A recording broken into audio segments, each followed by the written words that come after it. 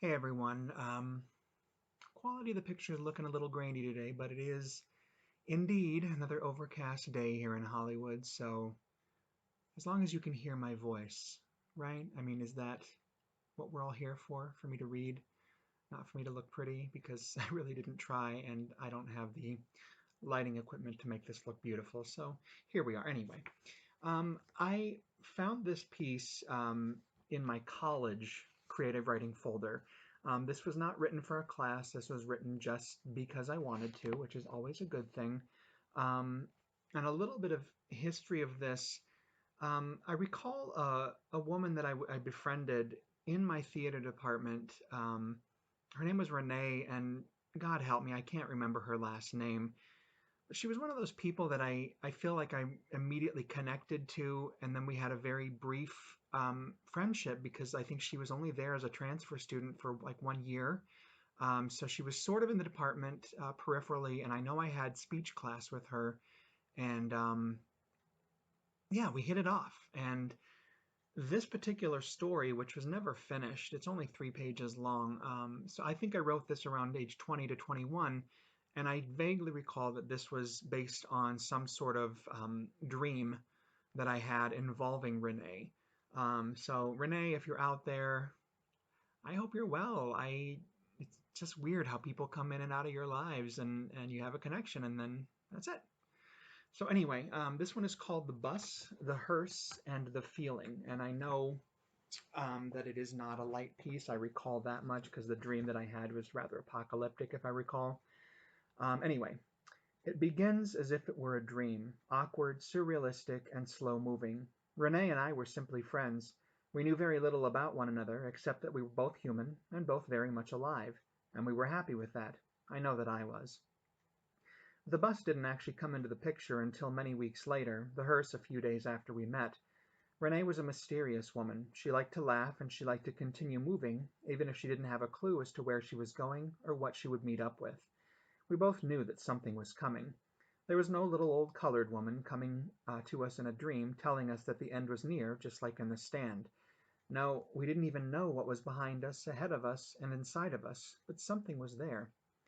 The hearse was not all that glamorous, but then again it was a hearse, that thing on wheels that takes a corpse to its final resting place.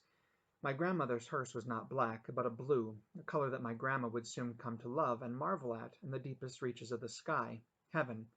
She belonged there, for what was soon to come would have been too much for her. She's not suffering anymore. I think about her sometimes. In fact, I had a dream about her just a few days before Renee and I started our, I don't know, quest sounds so stupid. How about journey? Trek? No, our haul. Oh, it doesn't matter too much anyway. The dream had me in the role of Norman Bates. I was Anthony Perkins, and my grandma was his mother, or my mother. The most vivid memory I have about my grandmother passing away was the day it happened. She was having a fit, a seizure. A seizure in the hospital's a fit at home. Night, mother. She was choking, and my father and I had to turn her on her side to keep her from swallowing her own vomit. She had a distant look in her eyes. They were glazed over, and she seemed to be, it's hard to talk about. Going? Did she see a light? Did she hear the voice of God? Mom and my uncle seemed to think that she knew her time was near. Why is it called time when what really occurs is the absence of or the end of time? It's a new life. What is there? Where's Grandma now, and does she know what is happening here? Does she know how lucky she is to have left this place so early? What comes next? Grandma, I love you. Watch me through these next few years. Keep me safe. The end is near.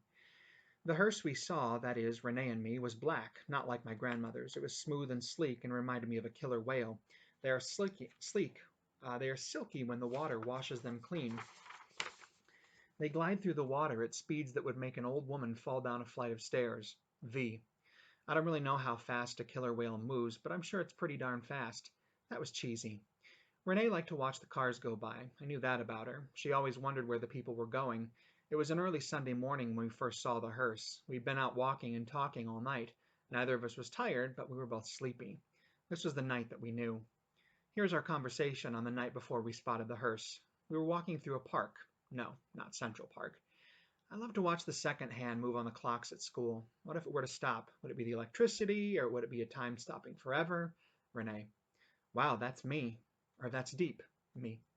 No, I mean, I don't know. I'm not in the right state of mind to talk about things that are really deep. So no, it's not deep, Renee. What's the right state of mind? Do you want me to be quiet and let you think about what you said? Me. I don't know. I'm really tired, Renee. We've been walking all night. Me. What time is it? Renee. It's almost 6. Me. 6? Renee. That's what I said. Me. Let's get some coffee. Renee. The coffee shop was right on the corner of First and 13th. There were trash cans out front. Sunday was trash day. Renee and I held hands as we walked into the shop. Her hand grasped mine. I don't know whether I squeezed back, but I liked the feel of her skin. She was smooth, not like someone who had just washed a load of dishes. The water and Dawn soap drying out the skin and causing it to wrinkle and cringe at the thought of one more glass. Smooth and silky, just like the Hearse. I told Renee about my George Frank and Liza stories. I had them memorized. She laughed at my stories. I liked to hear her laugh, and she liked to laugh. The sun was coming up at about that time. I had just finished my last adventure of George Frank and Liza. We drank our coffee in silence. Renee's laughter continued to run through my head. It echoed, and I closed my eyes. I could see her laughing. I followed my mind into her mouth. As she laughed, her tongue flopped back and forth. I found my way down into her throat. Her glands were a bit swollen. She cleared her throat, and I was back. Do you feel okay? Renee. I'm fine. Why do you ask? Me. Did you see it? Renee. What? Me. It just drove by. Where were you? Renee. What drove by? Me. It was a hearse. Renee. Black and silky smooth? Me. Yes. Renee. Did you feel it? Me. Yes, did you? Renee. Yes, I felt it right here. Me. I pointed to my heart and then to my brain. I felt it here. Renee. She pointed to her crotch. It tingled. Are you aroused? Me.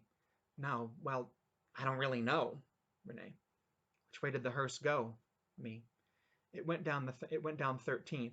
Renee. Which way? Me. It went that way. Renee, she pointed to the left. Let's go. Let's get out of here, I said. I left a $3.25 tip on the table. I don't really know whether it was a man or a woman who got the money. The bills were pretty torn up, anyway. Fascinating. Reading through this, obviously the grandmother stuff was not long after, so I had to have been 20 or 21 because that was my grandmother died when I was 20, and so I think that's where a lot of that was coming from. But I do remember now reading through this that the dream was extremely apocalyptic, and there was that underlying sense on the dream of some big unfortunate event coming. Obviously very timely right now. I didn't choose that, because again, I haven't looked at this in 20, 30 years, whatever it's been. But I'm curious where this might have gone. Yeah, anyway. I hope you enjoyed that one, as dark and weird as it was. But tomorrow we will return for a new installment. I hope you enjoyed episode number 28 of Klugula Reads His Classics. Again, this piece was written at age 20 and light. So darned light. Until tomorrow, I will do the quadruple S. Stay safe, stay secure, stay smart, and stay well stocked.